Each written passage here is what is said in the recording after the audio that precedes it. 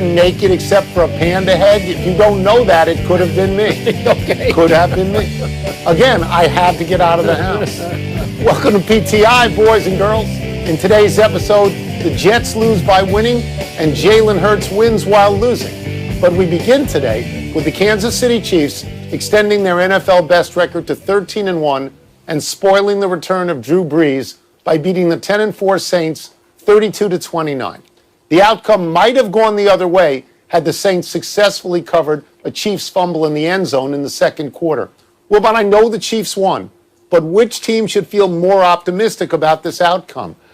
Tony, I don't want to answer New Orleans, but I'm going to answer New Orleans for a couple of reasons, including one that's really, I have to convince myself of this. You know, going into this thing and through the first three quarters, and you and I talked on the phone and we said, what is Drew Brees doing out there? What I mean? Well, why is he there? But, Tony, you know what? It was good to get Drew Brees out there because he needed to go through what he experienced yesterday. He had to get hit. He had to get hit multiple times. He had to recalibrate, you know, how much juice he had to put on passes to just complete a 15-yard pass. All these things Drew Brees needed to get through as soon as he could. He doesn't seem any worse for wear, and because he got through it and experienced what he did, I think New Orleans has to be fairly optimistic, don't you? I totally agree with that. If I'm forced to pick, I'm going to say New Orleans. Brees, I think, was 0 for 6 with a pick, and then he settled down and he was good, and Taysom Hill, back in the role of an auxiliary player, was very good. They could have won the game, but it does lead me back to what I'm going to say here, which is that Kansas City, in my mind, is by far the best team in the NFL. But they win close lately. They win only by winning. I mean, they're not just killing it all the time. And it allows other teams to believe they can beat Kansas City, even though they don't actually beat Kansas City. Not yet. So for me, this is another win-win in the way I look at it. You know what, though? This year is starting to remind me, what year was that the Patriots went 17-0 or 18, but they couldn't get the last win? Was that 08? 2007? 7 or 8, where the Patriots were just great. Sure. And remember how they were just brutalizing people? And then the scores got closer and closer and closer. I am not looking at Kansas City, and I appear to be the only person in America who watches a lot of football and thinks this. I look at them, I don't see an automatic here. This isn't the NBA when you have the greatest player and the greatest team, you win like 99% of the time. This isn't that, the NFL. And I'm looking at it going, okay, you know, teams are getting within shouting distance of the Chiefs. So let me go to that. The Saints in the NFC, it's easier to navigate your way into the Super Bowl now. Other than the Packers, you look at Tampa Bay, which is wildly inconsistent. The Rams just lost to the Jets. Geez. Seattle is in close games all the time now. They've fallen to earth. Whereas in the AFC, there's 5 or 6 teams with at least 10 victories. I wrote these down. Buffalo, Tennessee, Pittsburgh, Indianapolis, Cleveland, and Baltimore, which may be the best of all those teams, is still on the outside looking in, I think. So it's harder. Even though I love Kansas City, it's harder to get there from the AFC. I'm not ready, in the words of the late, great Dennis Green, to crown their you-know-what just yet. Sure. I get it. Cardinals beat the Eagles, but Jalen Hurts, he sort of stole the show. The Eagles threw for 338 yards, ran for 68 more, accounting for 4 touchdowns in just his second start, Carson Wentz. But the Cardinals won the game behind 406 passing yards from Kyler Murray. Tom, what was the story of the game in your mind? The Cardinals winning or the way Jalen Hurts played? So I know that Arizona is another one of your hometown teams by virtue of some billion-dollar house. And it's a good win for Arizona because it keeps their playoff hopes alive. But the story, if you're writing a column, the story is Jalen Hurts. You gave those statistics. He accounted for 4 touchdowns, and so did Kyler Murray. But Kyler Murray was the number 1 overall draft pick, and Jalen Hurts was not. And neither of us knows yet if he has an NFL arm. But what he has done is he's made it impossible for Doug Peterson to go anywhere else but him. The Eagles look so much better when he is out there that he is their quarterback now. And if you look, I took these numbers down from college, because again, I'm not sure how good he is, but I am sure he's a great leader. He was 27-2 as a starter in Alabama, 12-2 as a starter at Oklahoma. That's 39-4. This is a guy who wins games. That's very important. Yeah. I guess that's the story if you're writing a column somewhere along I-95. But for those of us reading something else, then it ain't that. It's Kyler Murray. I'm sorry, didn't you hear 400-plus yards passing? I heard. Okay, again, so, number one overall. So what? And he's got DeAndre Hopkins. We're not grading on a curve. Then good for him. Good for him. The other guys, Philadelphia, they're supposed to be this and they're supposed to be that. Carson Wentz is almost the biggest story here. Carson Wentz, who's quoted as saying, I see on the underline all day Saturday and Sunday, Carson Wentz doesn't want to be coming off the bench. What? Are you? Then play your sorry butt onto the field in the starting lineup. Carson Wentz has become dislikable as far as I'm concerned. Now let me get back to Kyler Murray. Well, you never liked him. I didn't dislike him. Now I do. No, you never. Kyler Murray and the Cardinals had to win the game, all right? That's or right. they would have dropped to the 8th spot behind the Bears, which is unthinkable. And they won the game. And it was a tight game that had some drama late. And listen, Tony, I mean, I get it when you're talking about the emergence of a young quarterback out of nowhere that people didn't even think was going to play this year. I'm not going to sit here and be stupid and deny the appeal of that storyline. But Murray, they got some ups and downs of their own, and they had to win that game yesterday to hold on to that number 7 spot for the time being. The Cardinals are the story. Yeah, well, you're wrong, but it's attractive the way you phrase it. Let me get back to Carson Wentz for a second, because he has not been quoted. Those stories have been sourced. It has been attributed to him that he doesn't want to back somebody up and he wants to leave. But the bottom line on that is very simple. It is this. He has been outplayed by Nick Foles in Philadelphia. Now he is being outplayed by Jalen Hurts. In the games that he has missed, the Eagles are 11-4. What more do you need to know? That'll do it for me. Move on to another story. Exactly. The 4 college football playoff teams are no big surprise. Everybody had Alabama, Clemson, and Ohio State.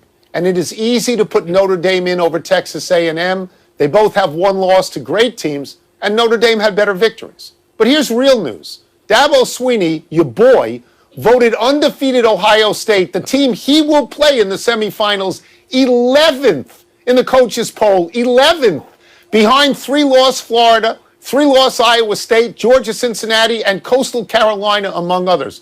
Wilbon, why on earth would he do this? Because coaches have agendas. And some let those agendas show, your slip is showing, son, more than others. There was a very famous coach, I'm not going to name him, very famous coach who once said to me when we were talking about the difference between the AP poll, which is pretty much the media poll, and back then the other poll, Tony, the UPI poll, was a coach's poll. And this coach, a Hall of Fame coach, one of the great coaches of all time, looked at me and said, never pay attention to our polls, son. I was probably 23, 24 years old. I was trying to figure out the difference. Never. Because we have agendas. I don't even vote. I let my sports information director vote, which a lot of coaches do, or did, because he's going to give an honest assessment, and I am not, because I have grudges, and there are people I hate, and there are programs I hate, and there are people I think who cheat, and I'm never voting the way you should vote, so never pay attention to our poll. And that is the first thing I thought of when I heard Dabo Swinney and where he voted them. That's interesting. I mean, I thought it represented what coaches in the SEC and ACC have been saying all year, that the Big Ten doesn't play enough games, and so they should not even be in. But I would say this. I understand Nick Saban voting for Jimbo Fisher and Texas A&M at number 4, because that's the conference. They're in that conference. Dabo Swinney voted for schools way out of his conference. It's such a provocative act to me. Yeah. And I also, by the way, I think it's stupid in the way that I thought what Brian Kelly said before he even played Clemson, when he said, we may not even go to the playoffs if they don't let parents in. And you want to say, really? You're lucky to get in. Why don't you shut up with that? Tony, so I didn't get this. But you know this. You get this. there's way too much listening to coaches. Yes, we quote them. It gives us something to talk about every day. You're also on in the morning with your own podcast. We need stuff. We need material. We need content, which is the new word. But Tone, coaches have agendas. And by the way, the coaches you name, they've got their Southern agenda. They don't want the Big Ten in it any year, if you ask me and you're asking me. So that's part of the issue. I didn't ask you, here. but I will if you'd like. You did ask me. Here's the deal. The committee has kept that spot open for Ohio State all year long. They are an unbeaten Big Ten championship team. But what we don't know, and a lot of it is based on what we saw against Northwestern, who played very, very well. We don't know how good Ohio State is. We don't know. We're not sure about Ohio State in the way that I think Ohio we're sure. State as we are other schools. I'll give you that. As Clemson and Alabama. As Clemson and Alabama. Let's take a break. But coming up, the Jets finally won their first game of the season. How should fans feel about that? And did 11-year-old Charlie Woods live up to our expectations? I can speak as a former Jets fan. I can say that I would be upset. I'd be upset that Pardon the interruption is presented by Guinness. Game time is by Guinness. Part of Happy Hour.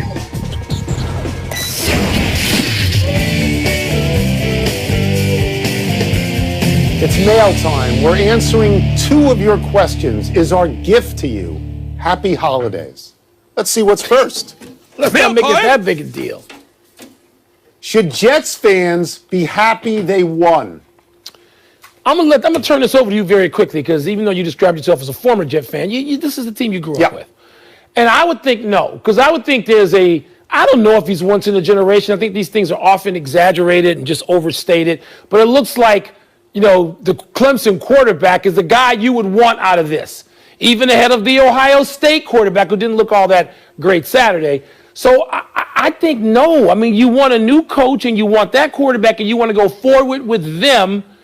And for that reason, you just gave Jacksonville an overall number 1 pick, at least for now. So I would think no, but this is your team. All right, let me make a distinction. I understand why coaches are happy when they win. And players. I understand why players are happy when they win. Nobody wants to be 0-16. The Jets should have beaten the Raiders a couple of years ago. But if the question is about fans, couple of weeks, did I say years? I meant weeks.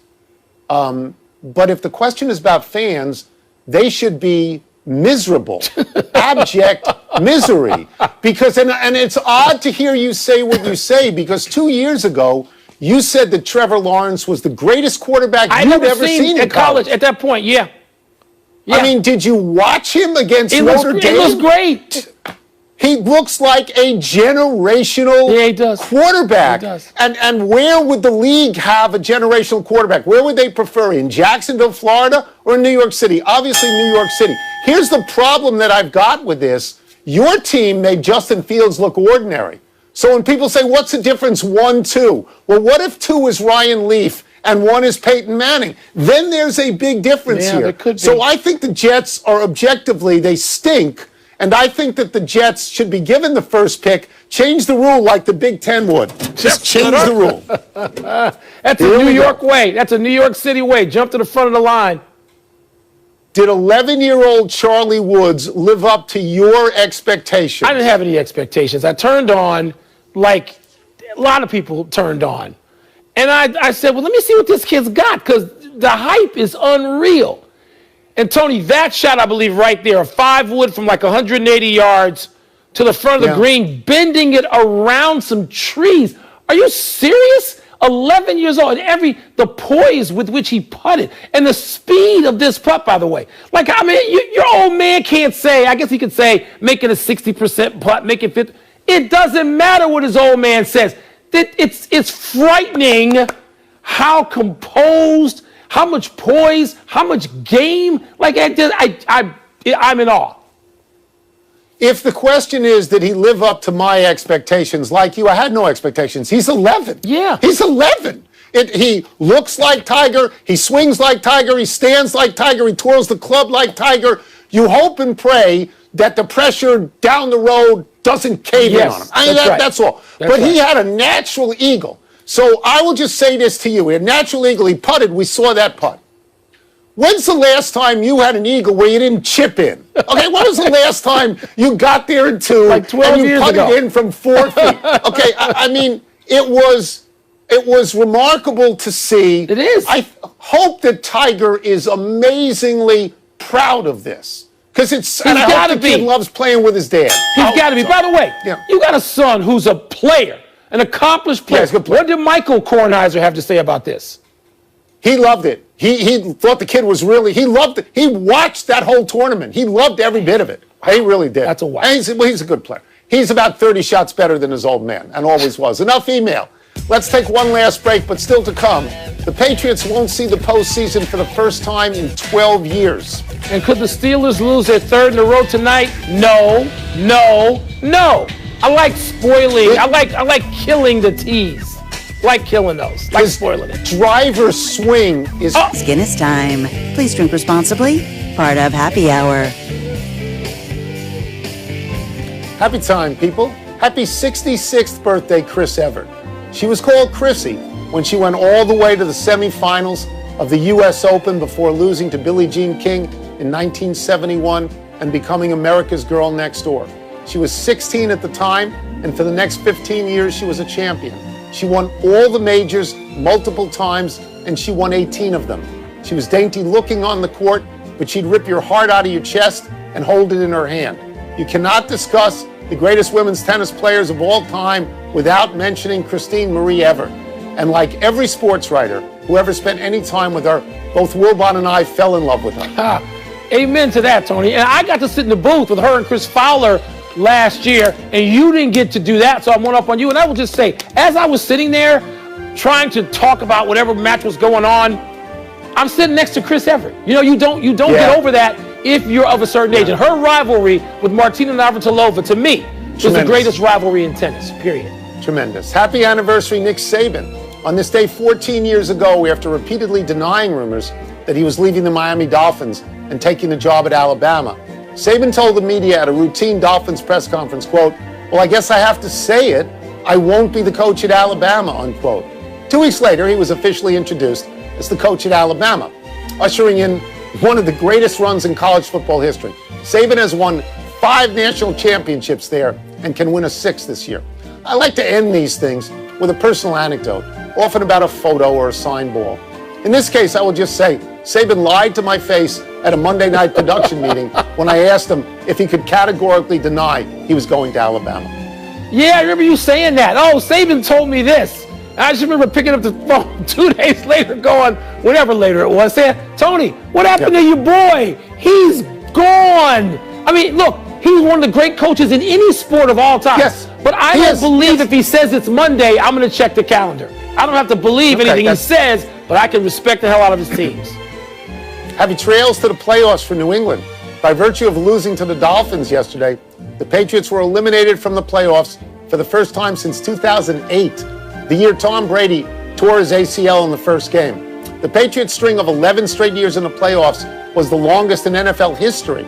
The Patriots will finish third in the AFC East behind Buffalo and Miami, their worst division finish in 20 seasons. Bill Belichick said, quote, "We have to coach better, we have to play better, we have to tackle better," unquote. Cam Newton threw for 209 yards and no touchdowns yesterday. Meanwhile, Tom Brady threw for 320 yards and 2 touchdowns in the second half alone, making up a 17-0 deficit, beating Atlanta Dogs 31-27. You were all excited about this yesterday. Brady came back. Brady came back. Brady's playing against the chokingest team in sports this season. And maybe the Falcons can get past this, Tony. But my goodness, every week it seems they have a lead and choke like dogs. So don't give me what Brady and Tampa did. They should never have been trailing this dog team by that much in the first place. 320 yards in the second half is a real big deal. It is. Real big It's deal. Atlanta. But if you think this was a bad choke, this Super Bowl is the worst choke of all time. It was. It's the worst awful. choke of all It was time. bad. I hope they're happy dancing on the sidelines with the owner. Let's go to the big finish. Let's do it. The NBA rescinded a second-round pick from the Bucks for tampering with Bogdanovich. Is that justice? Well, Tony, it could have been worse, and they don't get Bogdanovich and they don't get the pick. So, that's probably enough. The NHL will return January 13 with a 56-game schedule and an all-Canadian division. You excited for that? I'm happy. It's cold out. Hockey should be played, but I don't know if the all-Canadian division is going to be allowed to play in Canada. I'm not sure of that yet. Somebody tell me. The Carolina Panthers fired general manager Marty Herney. We know him a long time. Your thoughts? I mean, wouldn't it seem just if Marty Herney winds up running or partially running the Washington football franchise? He covered them as a beat writer, sat shoulder to shoulder with ink-stained wretches like you and me for a couple of decades. Yep. The Seahawks beat the Washington football team. Were you impressed? I was impressed by the defense of the Washington football team. I was. They got close. Last one, Monday Night Football, Steelers and Bengals. Third loss in a row for Pittsburgh? No. I mean, Pittsburgh would have to absolutely crater for the Steelers to lose that game, and they're not going to crater. I know James Conner's out, doesn't matter. I agree. Out of time. Try and do better the next time. I'm Tony Kornheiser. And I'm Mike Wilbon. We're back on the Deuce tomorrow. Knuckle.